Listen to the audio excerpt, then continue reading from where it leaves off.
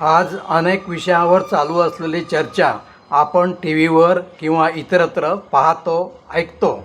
पण ज्या विषयावर सर्वात जास्त चर्चा होणे अत्यावश्यक आहे असा विषय म्हणजे चीनकडून आत्तापर्यंत झालेली आक्रमणे व भविष्यात नक्की म्हणजे 100% होणार असलेला फार मोठ्या आक्रमणाचा धोका, त्याचे होणार असलेले भयानक परिणाम व हे आक्रमण होऊ नये म्हणून करायच्या उपाययोजना याबद्दल चर्चा होताना दिसत नाही.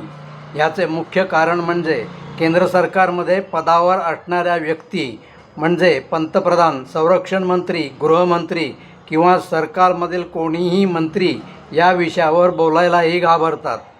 त्यामुळे सेनादलात जबाबदार पदावर असणाऱ्या व्यक्तीने चीनबद्दल काही बोलण्याचा किंवा चर्चा करण्याचा प्रश्नच उद्भवत नाही.